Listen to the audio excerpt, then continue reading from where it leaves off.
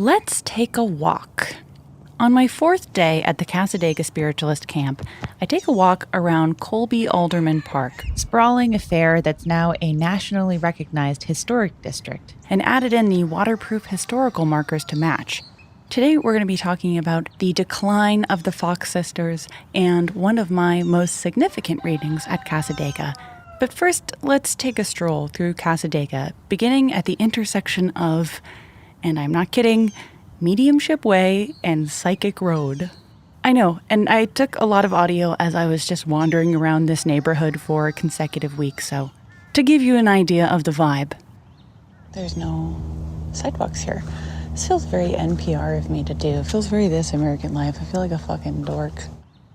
When you get to Cassadaga, you pass these white cement pillars on Cassadaga Road. And to your left is the Cassadaga Hotel, where I'm going to be staying. It's this big haunted-looking building that got rebuilt in the 20s after burning down, but has been out of the hands of the Cassadaga camp proper for many decades now, which, as we've discussed before, has led to a lot of confusion and drama in the community because there are readings done at the hotel, but not ones that are sanctioned by the spiritualist proper. In many ways, having this hotel bought out from under them due to their own kind of chronic brokenness is one of the hardest hits Cassadaga has ever taken. The hotel's really important. It shares a name with the community and has the only amenities and restaurant, which you need to know is called Sinatra's Ristorante, where karaoke nights get a little too loud for the proper mediums across the streets taste. On the days the restaurant isn't open, you can either survive on chocolate bars from the bookstore or walk to the nearest gas station a half hour away. I opt for both of these at multiple points in my trip. And as we've heard several times, the mediums who were trained at Cassadaga don't have the highest opinion of the mediums and tarot readers who work out of the hotel. Across the street is a more sanctioned area, the Andrew Jackson Davis building, this white one-floor wooden structure that serves as both the camp's bookstore, administrative office, and activity center, where I've already been to message services and a table tipping class and sat in on a class called Healing 101 with Reverend Dr. Phil. I was not allowed to record this class, but they were very welcoming and we learned all about our chakras, an Eastern concept not originally associated with spiritualism. We love it. And I spoke to a particularly gossipy student who told me that she knew that spiritual healing wasn't a substitute for medicine, but the healers at Cassadaga had done more than her physical therapist ever had. Let's keep moving. As I learned from the bookstore manager, Selena Green, the bookstore is a moneymaker for the camp. It's one of the few places where the mediums can capitalize on the average tourist's interests, selling rarer spiritualist texts for the true student, but also overpriced crystals, t-shirts declaring Cassadaga, where Mayberry meets the Twilight Zone, 2 references that make it no wonder they're struggling to recruit younger members. They sell candles and magnets, and those chocolate bars I was telling you about. This is where the spiritualists make good on people seeking mediumship as comfort and self-help. The walls are lined with tarot cards that their religion doesn't technically endorse. There are self-help guides, relationship manuals, guides to the phases of the moon, one local book about a boy who died of rabies. I don't know. Did not look into this further. On the other side of the pillars are non-camp sanctioned crystal shops. Stores that have prices jacked up into Los Angeles territory. These unsanctioned shops are even more low-ceilinged affairs with $10 clear quartz crystals and tarot reading rooms with walls so thin that you can hear the college girl crying about why her boyfriend won't take her back while paying $75 for a 20-minute reading. Walk down a little further and you'll hit Sea Green's Ghost Museum, $10 for admission. A business originally called the Cassadaga History Museum, but was then rebranded into a haunted house due to lack of interest in history. And my favorite, the tiny post office in Cassadaga, one that at every point seems to be barely holding on to its justification for existing. I walk back into the camp, down Stevens Street. You pass a few double-decker houses and apartments. A big one is called Harmony Hall. It's a 10-apartment ramshackle structure with a big sign out front. Some of the mediums live here, others just practice here. What I do know, because I know you're wondering, is that people fuck in Harmony Hall. Or at least they have fucked, because I receive roundabout word of at least 2 babies that have been conceived within its walls. I walk all the way up to the biggest park on this side of the camp, called Seneca Park, named for who founder George Colby claimed was his indigenous spirit guide who led him to the stolen indigenous land he bought and converted into Cassadaga. A likely story that we'll be unpacking next week. I try to meditate and be present, but it's hard because all I can hear is the sound of roosters in the distance. There are so many roosters at this camp. I've run out of things to explore, and I realize that I'm kind of killing time. I'm nervous because I'm about to get a reading with the Reverend Dr. Lewis, A medium raised by mediums. who doesn't just encourage you to record your reading, he records it for you, handing me a high-quality CD-ROM upon payment. Do you know what I had to go through so that you could hear this audio? You've been to me before? No. Okay. If there's something you don't understand through, you just stop me. Okay. I want you to get the most out of the reading. I do tape it for you. Oh, Put great. the CD for you. Thank you so much. It's time. We've got to talk to Reverend Dr. Lewis. I'm going in. So this week, not only am I going to give you a look and a listen to what a one-on-one spiritualist reading is like, we're also going to close out the story of spiritualism's founders, the Fox sisters, at the inflection point where the ideas they popularized belonged to the world and no longer to themselves. How are you feeling? I feel like we should get a theme song going. Okay, it's starting.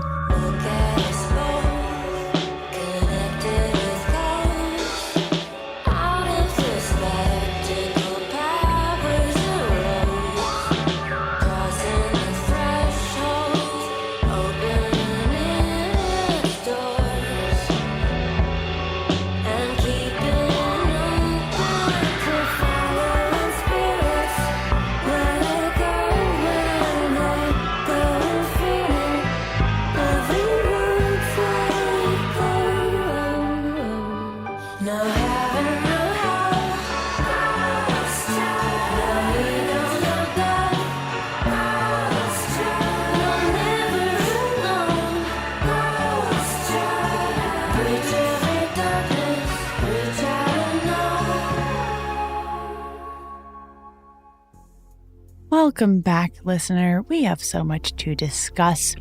In our last episode, we took a little detour to speak with the people who run Cassadaga today, from the mediums themselves to people who run the camp's day-to-day operations. And next week, we're going to take a look at the camp's origin story and all of the American appropriative mess that comes with it. But before we can get there, we've got to follow the story of American spiritualism's founders, the Fox sisters, Leah, Maggie, and Kate Fox, to their story's end, and take a look at how their religion didn't just outlive them, but sort of killed them too.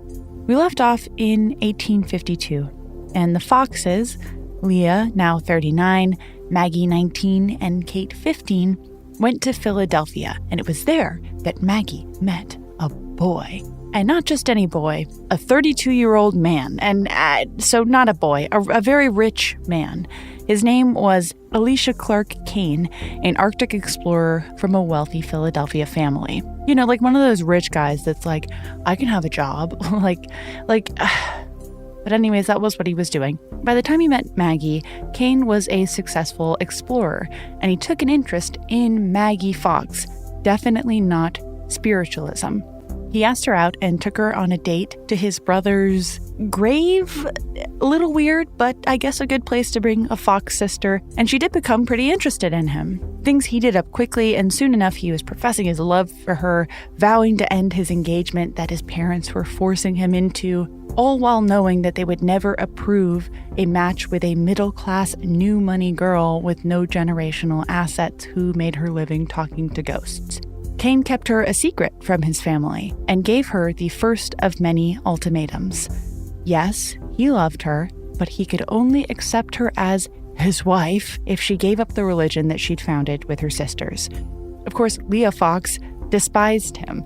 To some extent, this was sisterly protectiveness, but it could also be seen as a power struggle between Leah and Alicia Kane to retain control over Maggie Fox's life.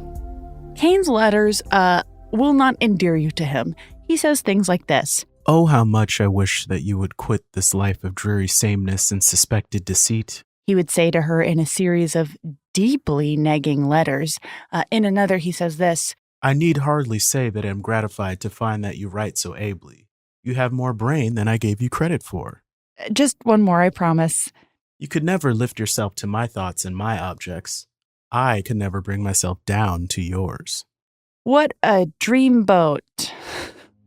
And around this time, the Fox sisters were securing some of their biggest supporters ever, including their very first president.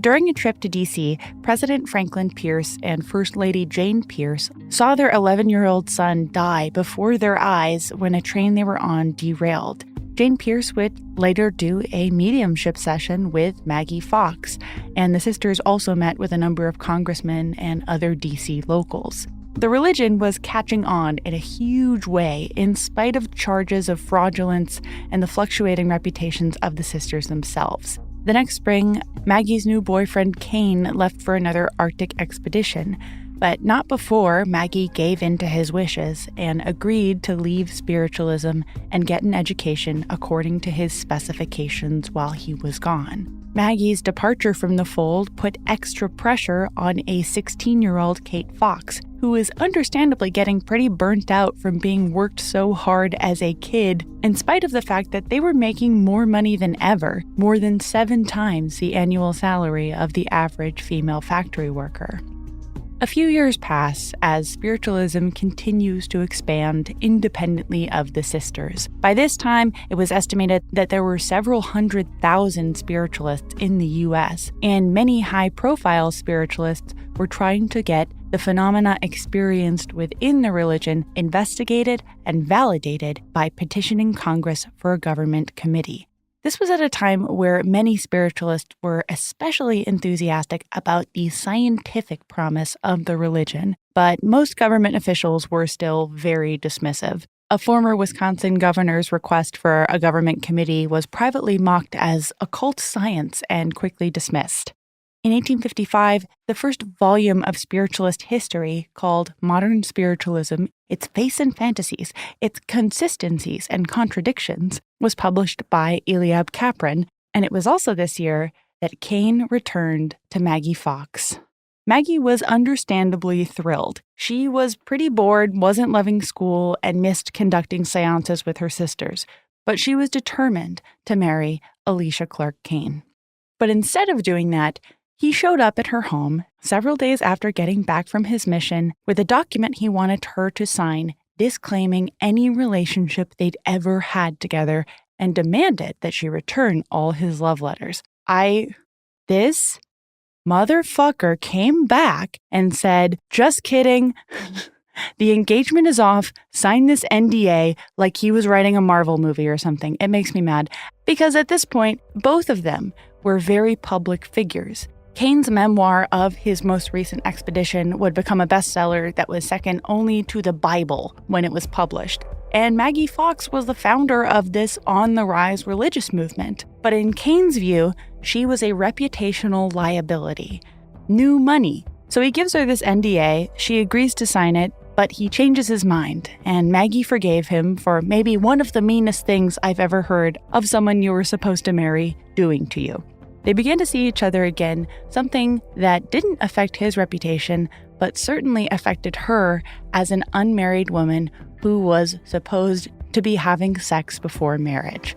The Fox family was not thrilled about this, but Kate and their mother Margaret were said to be in attendance when Maggie and Kane were unofficially married in a private ceremony. It was a rushed circumstance. Kane was said to be leaving for a book tour in England the next day, and allegedly said to the family, "Maggie is my wife, and I am her husband. Wherever we are, she is mine, and I am hers." This ceremony's authenticity was disputed later, and that is important, because Kane became ill on the way to London and died shortly after arriving. Death of a himbo, you hate to hear it.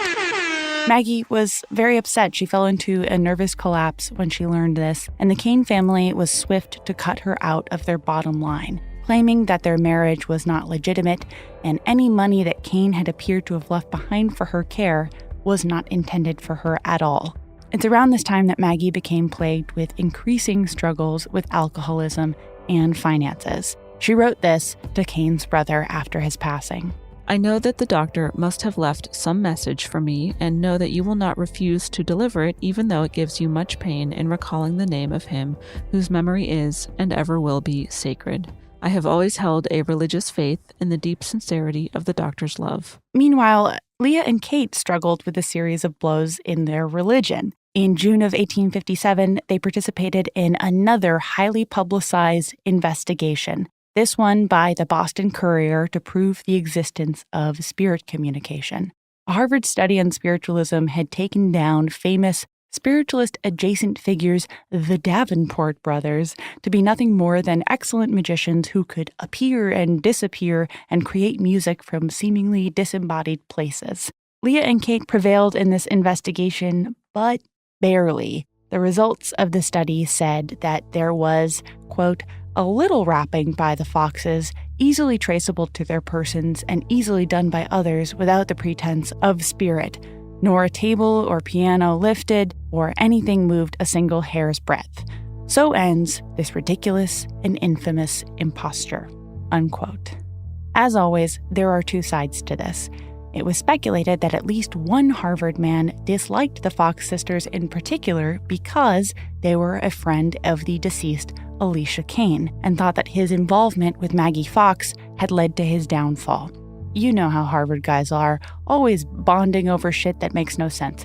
Maggie had managed to hold on to the only proof she had of her relationship with Kane, these love letters, and converted to Catholicism in 1858 in Kane's honor. Leah soon married a rich Quaker who was obsessed with her, good for her, which allowed her to retire from public seances after 10 years of public pressure. Suddenly, Kate Fox was the last sister standing to carry the religion on her back, and they were not going to make it easy for her.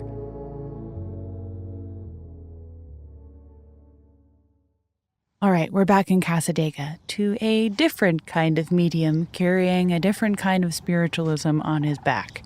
When I get to the Reverend Dr. Lewis Gates's door, I've already gotten a few readings done at the camp. The first was a tarot reading at the Hotel Cassadaga where I'm staying.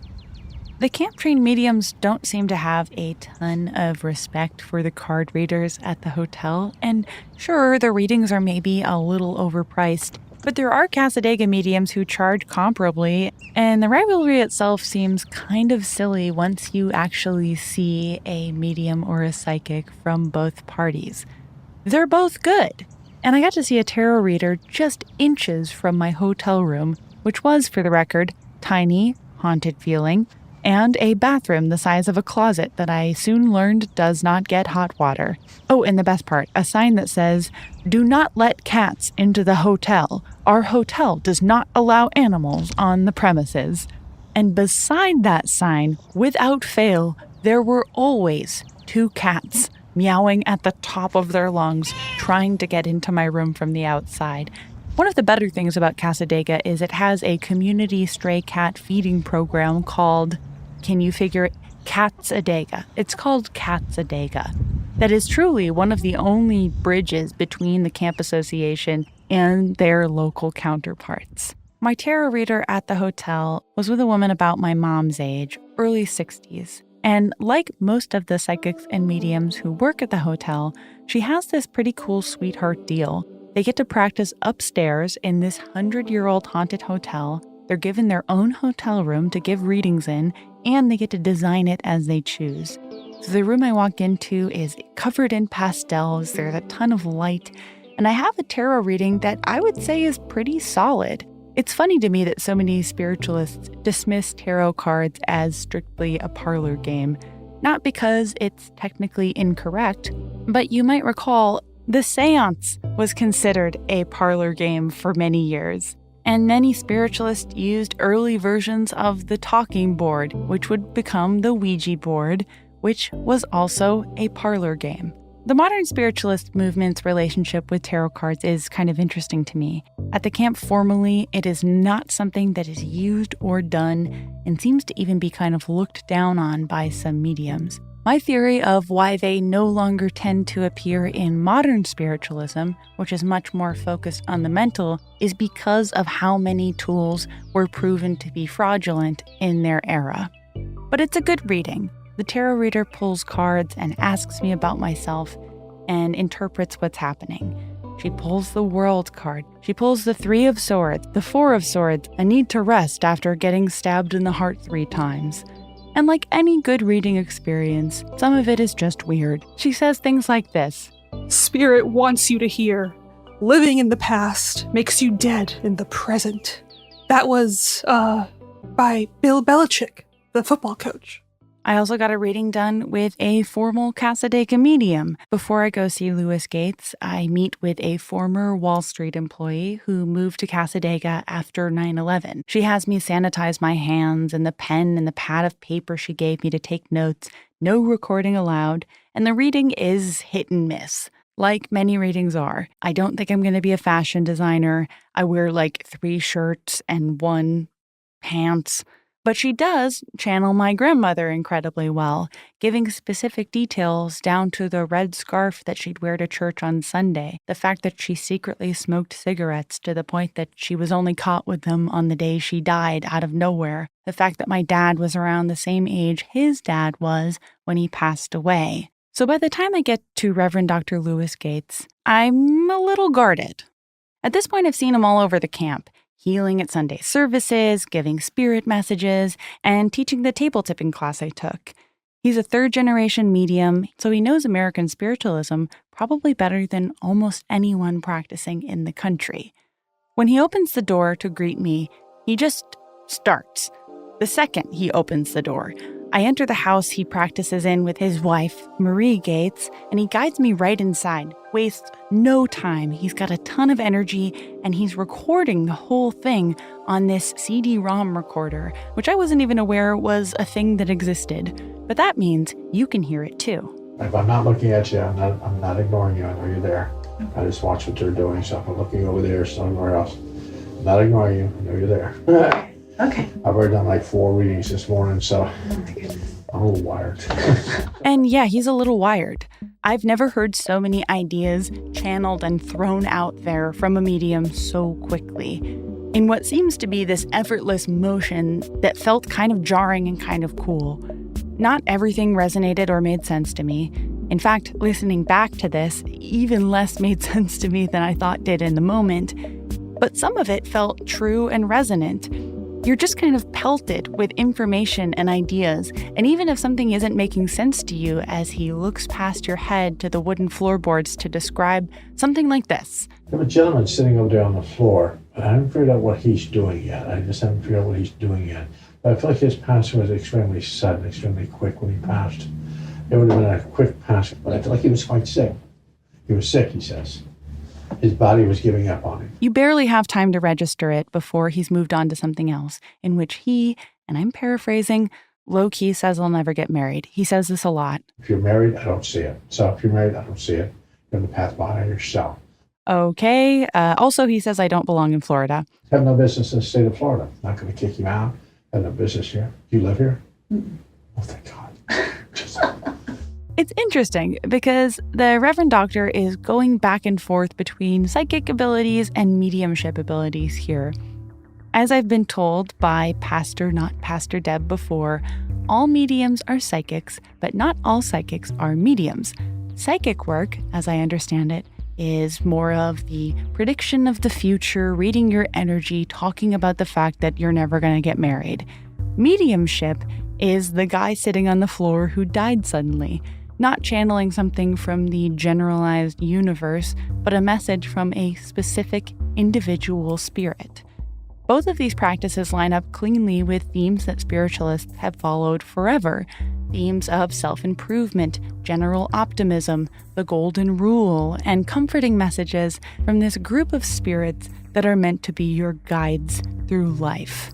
And spiritualists have always used this very American individualist idea that it's not just about hearing from the dead, it's about hearing from your dead, personality and all. During my time with Lewis, he throws a lot out there. There's a guy named Don following me around. There's a lady named Helen following me around. There's several archangels. You have the Archangel Michael with you. You have different people in your vibration. You have a gentleman, 2 of them sitting over there now. Yeah, you heard that. We have 2 guys in the room. You have a guide in your vibration. You have a guide in your vibration named Dawn. It's a guide for you. It's a guide for you. It's followed through lifetimes. Definite guide for you. You have the Archangel Michael with you. Raphael. 2 archangels, you feel. 2 guys in the room. He keeps throwing stuff out there, and he doesn't seem to care or notice if it hurts my feelings. You're not looking to do comedy work for the rest of your life. You're not Molly Homemaker. You are not Florence Nightingale. They need to know that. And people need to know that. I'm not that. I tell people, some things in your life, it's not your circus, not your monkey, but you should be on a first name basis with the clowns. There's about a mid-sized dog sitting underneath your chair. Kept walking in here, sitting underneath your chair. It's information, information, information. My spirit guides want me to buy a comedy club. There's a woman in my vibration who says I swear too much. Someone's putting the Star of David necklace on me. Am I Jewish? No, I'm not Jewish. Well, they put that necklace on me. This is the Cassadaga way. The skeptics will tell you that this is a combination of hot and cold reading tactics. Hot readings being a technique where a medium uses what they could know about you before you enter the room. In my case, it's not hard to learn that I am a comedian, for example. And cold reading techniques, where no previous information is known and the psychic or medium throws a lot of stuff at the wall and either backs off or goes in further on one detail, depending on the physical or verbal affirmations the sitter gives them. And sure, that all makes sense, but when a piece of information hits from a medium, any of that logic goes completely out the window. In those moments, it's all real. And I mean that no matter how much you know, no matter how many times the Reverend Doctor tells you you're never gonna get married. I don't think you're going to meet your soul partner like soulmate. Like, I don't feel that. Well, you meet somebody to walk the path with you, and that's all you're really looking for. When it hits, when there's no explaining it, no amount of conventional logic is going to talk someone who believes in it out of it, even a little. And this phenomenon of belief had a huge effect on the final days of the Fox sisters. So let's check in with them.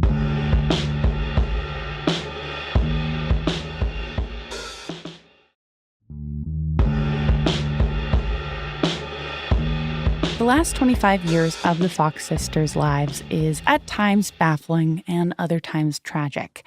While interest in spiritualism continued to rise in the U.S., especially when the absurdly high number of Civil War casualties starting in 1861 created this understandably increased interest in speaking with the dead, Maggie and Kate, in particular, began to suffer more and more. Spiritualists in the U.S. at this time generally accepted Abraham Lincoln's leadership, but because the religion was popularized by Rochester abolitionists, spiritualism waned in popularity in the American South during the war. But in the North, it surged in a major way. Spiritualist papers really pushed supporters of their religion to enlist in support of the Union. Spiritualist historian Emma Hardinge wrote, quote, "Spiritualists' total unconcern on the subject of death made them the bravest of soldiers," unquote. The spiritualists also got their second First Lady supporter.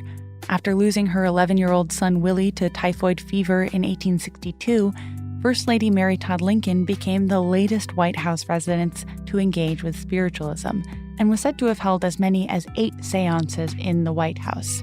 Her interest in spiritualism and spirit photography, a physical spirit manifestation that shows you your dead in ghost form in a compact souvenir pic, continued after her husband's assassination. As the war continued in 1864, one of the most significant moments in the attempts to organize American spiritualists took place at their first national convention in Chicago. There had been some previous attempts throughout the 1850s, but as with all things spiritualists, and I'll say it, most leftist groups in general, they were plagued with an inability to agree on anything, and their inherent resistance to declaring leadership and hardline rules made it very difficult to all get on the same page, which stagnated growth. The Fox sisters did not attend this first national convention, but the spiritualists did manage to unify on one issue: rehabilitating the image of their religion from allegations of fraud. A statement from the convention read this: American spiritualism means something more than table tipping and trumpet blowing, trance speaking and sightseeing. That the highest conditions it imposes are not abnormal states of beautified unconsciousness, but a vigorous, healthful, working state for the practical attainment of physical and spiritual freedom, purity, and growth. In the 1860s, 20-something Kate was now the only sister who practiced in public. She was still innovating seance techniques and was now working in automatic writing, a process that involved transcribing messages with her left hand in reverse script while verbally channeling as normal. It's around this time, in the 1860s through the early 20th century, that public demand for more theatrical manifestations of spirit came into practice.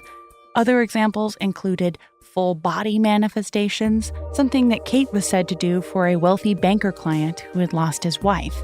Again, this brings up simultaneous questions of whether Kate was responding to public pressure for larger physical manifestations, or, as spirits are often accused of, if she was exploiting the grief of a wealthy man by claiming that she could physically make his dead return.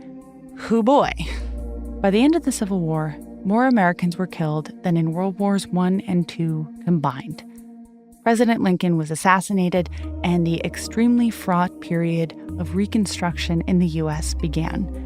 According to Emma Hardinge, the war resulted in 2 million additional spiritualist converts, a huge moment for the religion, although there was no guarantee that the movement would continue to align with the times. It was around this time that both of the Fox sisters' parents, John and Margaret, passed away, further fracturing the sisters' relationship. And the loss of her mother drove Kate Fox to begin drinking to excess. Her sister Maggie was already too sick to help her, and eldest sister Leah strategically kept her distance. Interesting sidebar here. In an attempt to intervene with Kate's alcoholism, a doctor friend arranged to have her be checked into the facility of one Dr. George Taylor, an American who would go on to invent something called the Manipulator in 1869. Essentially, a huge machine designed to make women come. I'm not kidding, it's a big old vibrator. The attitudes towards the Victorian vagina was both misogynist in the expected way and kind of roundabout progressive by mistake. In a society known for litigating the bodies of marginalized people, the post-Civil War era saw women like Kate, those with some of the most privilege in the nation, diagnosed with hysteria. Now, we're all familiar with that, but one of the proposed cures for hysteria was, quote, pelvic massage to hysterical paroxysm. Coming. So deviant behavior from the owners of Victorian vaginas could be cured by coming.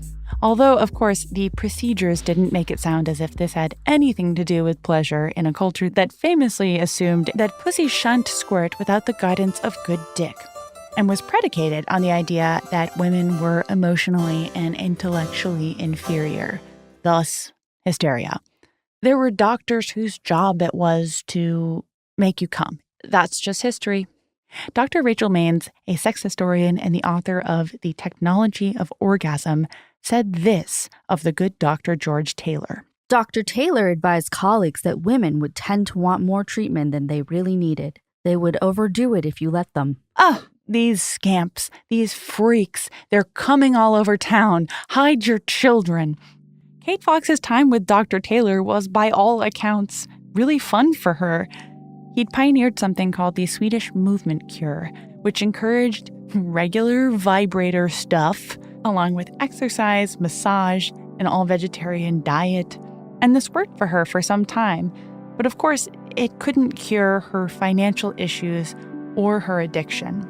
Kate would occasionally disappear for weeks at a time to conduct seances for the nouveau riche of New York City, often being bribed with alcohol and going on week-long benders. Eventually, Dr. Taylor and his wife Sarah decided to protect Kate by allowing her to stay at their facility free of charge in exchange for some quid pro quo seances, once again meaning that Kate Fox was paying her rent by keeping a couple in touch with their dead children. Harriet Beecher Stowe, author of Tom's Cabin, was also a patient of Dr. Taylor's and attended seances where Kate continued to manifest more and more physical manifestations. Disembodied hands, twinkling lights, spirit portraits, likely influenced by early spirit photography. Still struggling with addiction, Kate would sometimes channel mediums' messages that seemed to be directed at herself. Here's an example. Now go and rejoice, Katie, and live. There are two paths, one happiness and peace, one misery and death. Choose the former, and great will be your golden reward. By 1871, Spirit had Kate inform the Taylors that it was time for their medium in residence to go abroad, via a popular spirit that Kate would channel, named Benjamin Franklin. I'm serious. You might remember from a few episodes ago that I was kind of jarred when finding out a present-day Cassadaga medium considered J.P. Morgan to be one of his spirit guides, but there is weirdly precedent for that kind of thing. American and English spiritualists would often channel historical figures like this. That is, ones highly glorified in their culture at the time who are deeply entrenched in these colonial and imperialist myths. It's yet another example of the spiritualist movement being generally progressive, but still majority composed of middle-class white Americans who were frequently tone-deaf and self-centered. A major reason that the religion has not diversified much today, and why, as we'll discuss next week, Black and brown spiritualists felt ostracized from the movement and would go on to form their own churches and customs. The Taylors weren't thrilled to see the prone-to-relapsing Kate leave, but she was now in her mid-30s, and there wasn't much they could do. She left for England in late 1871 and was thrilled to see that spiritualism had taken off in England significantly. By this time, England had produced a number of legendary mediums since the religion was brought to the country in the early 1850s. There was D.D. Home, who I've mentioned on Ghost Church before, who was known as one of the least debunked mediums of the time, although skepticism ran rampant there as well.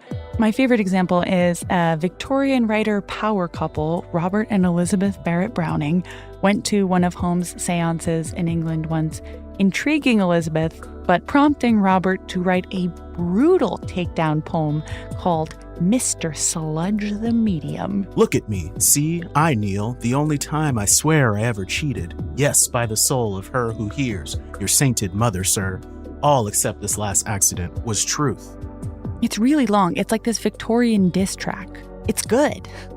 D.D. Home was also notable for allegedly introducing spiritualism to a Russian woman named Helena Blavatsky in the late 1850s, who spent a lot of time defending spiritualism for years, but was off-put by their fraud allegations.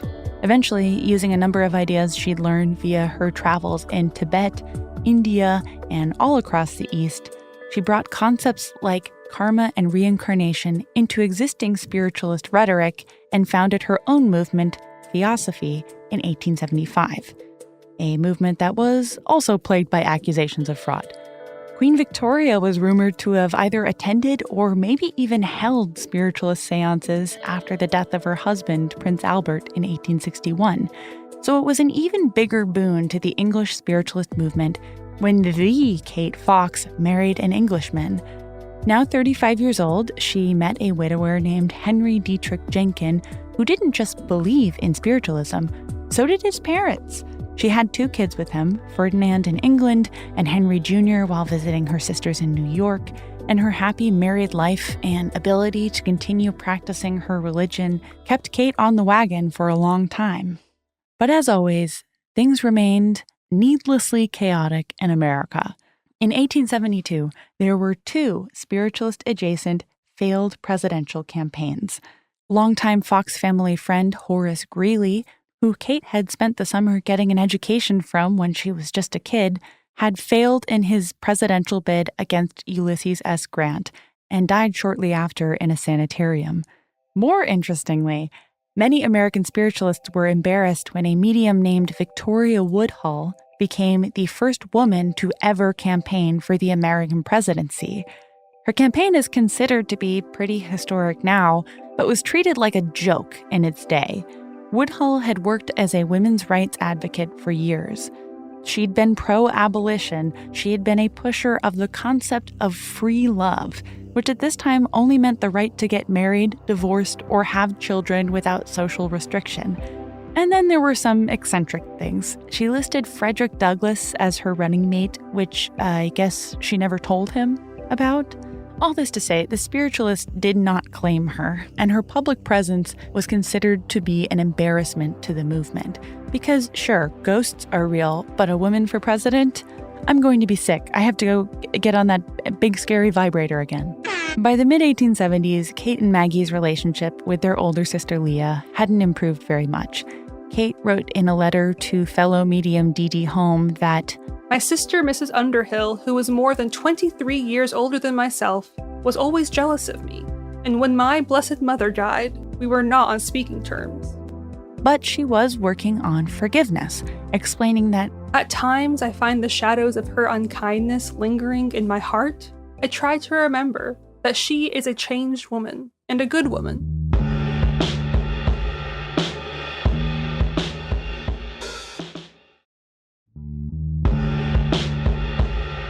While the Foxes continued to split hairs, loosely organized spiritualist camps began to pop up all over the country, including a camp of Hundreds of tents in Lake Pleasant, Massachusetts. as well as the Cassadaga Lake Free Association in upstate New York in 1879. Don't be confused. This is not the same Cassadaga that I visited this year in Florida. This is a sister camp that was later named Lilydale in 1906. Lilydale is still considered to be the most influential spiritualist camp in the country, spanning over 80 acres and briefly being the site where the Fox sisters' cabin was relocated. Of course, like all notable spiritualist buildings, it burned down under mysterious circumstances. In 1881, Kate's husband died after they had a decade of a happy marriage and 2 kids, and Kate almost immediately falls off the wagon and begins drinking again. She traveled to Russia briefly after being invited by a bureaucrat and is said to have held seances for the royal family, but those times didn't last very long. 1884 brought another round of prominent mediums down with a study called the Siebert Commission. It was an academic study funded with money left behind by spiritualist Henry Siebert to confirm the phenomena of the religion he dedicated his life to. Conducted at the University of Pennsylvania, Maggie met with them, and while her mediumship wasn't disproven, doubt was once again cast on how the Fox spirit wrappings were made, as well as on other physical phenomena like spirit photography and automatic writing. The sisters were thrown into conflict again when Leah published her heavily editorialized memoirs called The Missing Link in Modern Spiritualism in 1885, which Maggie and Kate did not like, particularly because they were struggling financially and with alcohol as their older sister lived this comfortable, wealthy life. In 1888, everything comes crashing down. That May, Kate Fox was arrested and held for $300 in the Harlem Police Court on child neglect charges. When the police showed up, the boys were fine and healthy, but Kate was, in fact, drunk, and the boys, who were 14 and 12, were sent to a juvenile asylum. Once released, Kate was devastated and embarrassed, admitting to having, quote, intemperate habits, end quote, but strongly denied that this had affected her parenting. And the impact that this arrest had extended beyond the personal. For other prominent spiritualists, Kate's arrest was an embarrassment that further estranged the religion's creators from the religion itself. Maggie was able to get her nephews out of the juvenile asylum by sending a cable posing as Kate's brother-in-law, Edward Jenkin, reuniting Kate with the boys. But that was only the beginning. At this point, Maggie and Kate Fox had been synonymous with spiritualism for 40 years. beginning when they were about the same age as Kate's sons. Spiritualism had changed their lives completely, for better and for worse. They had become some of the most prominent women serving as religious figures in the world, but had become so at the expense of their privacy, their youth, and the majority of their personal relationships. They were predisposed to alcoholism via their dad, but these issues were exacerbated by the stress and pressure of constant investigations, and their status at different times in life as unmarried or widowed women definitely did not help. By this time, Maggie had returned to occasionally conducting seances for financial purposes while maintaining that she was technically a Catholic. Okay, messy, but 40 years on, the world still wondered. Did they really believe in what they had spent their lives doing? In 1888, Maggie Fox published an answer via a column in the New York Herald called The Curse of Spiritualism, in which she said that it was all a lie. She explained that she and Kate had been reassured by Leah as children that their fraudulence was okay and in service of something greater, that spirit communication was real, and that she'd proved it by having spirit wrappings that Leah herself produced assure her younger sisters that they were doing the right thing. Per Maggie, Leah had exploited a prank that they'd played as bored kids, convinced them it was real, and spun it out into a religion that had made her rich and respected, while her kid sisters remained deceived and increasingly destitute. Maggie takes potshots at a lot of people in this column, particularly Leah, but also the general public who were enthusiastic about spiritualism. She indicates that she felt the public pressured mediums into fraudulence with increasingly ridiculous demands. From her column, Spiritualism is a curse. God has set his seal against it. I call it a curse, for the vilest miscreants make use of it to cloak their evil doings. Fanatics ignore the wrappings, which is the only part of the phenomena that is worthy of notice, and rush madly after the glaring humbugs that flood New York. Of Leah, Maggie indicated that she felt it was Leah who had gotten Kate arrested in the first place. When she was interviewed in a follow-up by the Tribune in September 1888, she went in. We were but innocent little children. What did we know? We get to know too much. Our sister used us in her exhibitions, and we made money for her. Now she turns upon us because she's the wife of a rich man, and she opposes us both wherever she can. Oh, I am after her. You can kill sometimes without using weapons, you know. When asked how the Foxes had produced the wrappings all these years, Maggie promised she would show the world at an upcoming lecture. And what gets me the most out of this whole story is Maggie saying that she never believed that her older sister was lying to her about spirit communication being real until her own husband died and never came back to talk to her. Maggie continues. Why, I have explored the unknown as far as human will can. I have gone to the dead so that I might get from them some little token. Nothing came of it. Nothing. Kate fully supported Maggie, saying that the majority of Leah's book was fiction. And at a public showing in October 1888, Maggie showed the world how she and Kate had been producing the wrappings all these years, confirming a lot of speculation from the past 4 decades. She says, At night when we went to bed, we used to tie an apple on a string and move the string up and down, causing the apple to bump on the floor. Or we would drop the apple on the floor, making a strange noise every time it would rebound. As people had been speculating since the early 1850s, Maggie said the wraps were produced with their knuckles and joints. Fingers, toes, knees. Oh my God, that's so gross. These women's knees were just destroyed. They were for sure double jointed, but over time developed incredible control over the motions of their bodies. It's pretty fascinating and kind of grotesque to think about. It's not like athletic, but that kind of mastery of your own tiny bodily movements is just wild. Maggie said that no one ever caught on or mistrusted them when spiritualism began because they were just kids, and that they were led on by my sister intentionally and by my mother unintentionally. She called several physicians to the stage and showed them how she did it. She moved around her joints, and just as always, the spirit raps sounded around the auditorium. The news called it the death blow to spiritualism. Here were the two girls, now women, who had started everything, publicly stating that it had been a lie and they regretted it all. Spiritualism should have ended, right there and then. But that's not really how believing in something works, is it? By this time, spiritualism was in some ways too big to fail. In addition to large followings in the US and Europe, a movement called Espiritismo, which we'll discuss next week, had combined with other spiritual traditions of enslaved African people in Brazil, Cuba, and Puerto Rico, to name a few. So spiritualists did what you might expect. Once again, discredit and smear the Fox sisters by any means necessary. Maggie was accused of disclaiming spirit for financial reasons, of being abandoned by spirit by lack of faith, that she wasn't even relevant enough to the movement for her opinion to matter, that Kate was just falling into line with her lie, just as she had fallen into line with Leah all those years. Prominent spiritualists turned on them as they continued to tour the JK Spiritualism is Fake lecture series.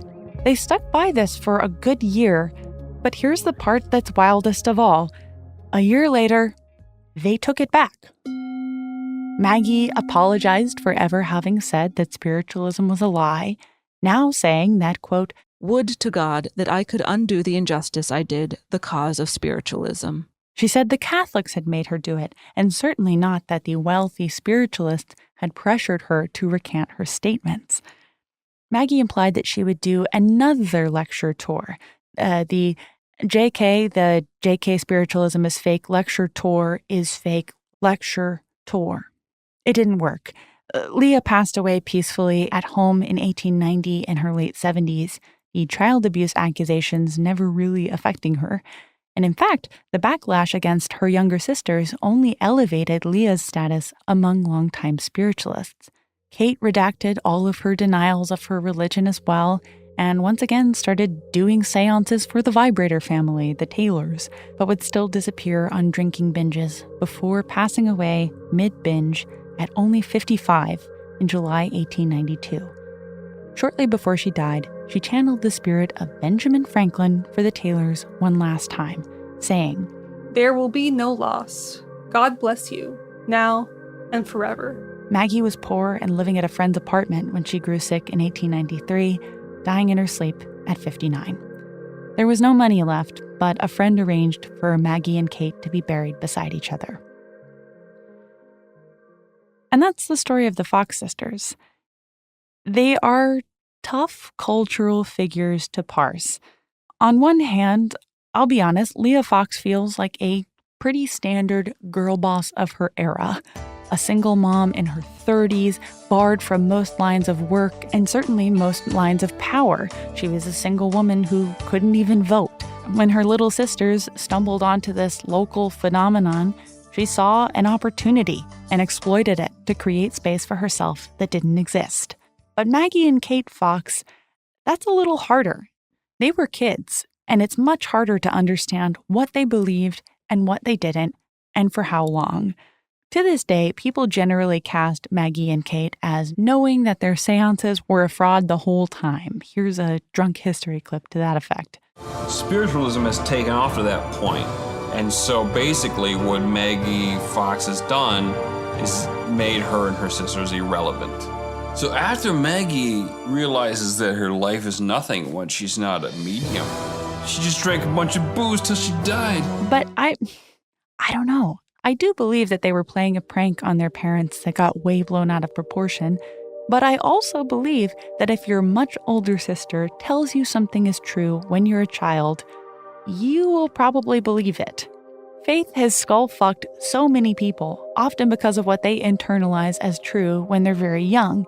And if I were an 11-year-old told that not only did a prank I pulled on April Fool's Day have accidental religious significance, but that significance made me a prophet that was going to help my family, I don't know. I mean, what would you do? I don't know what I'd do. And however far down the line, when you learn that things are not as you've been told, whenever that is, and it seems like Maggie and Kate had those moments throughout their lives, by that point, this deceit had determined every area of their life and stood to rob people of the comfort that they'd previously felt morally confident in giving.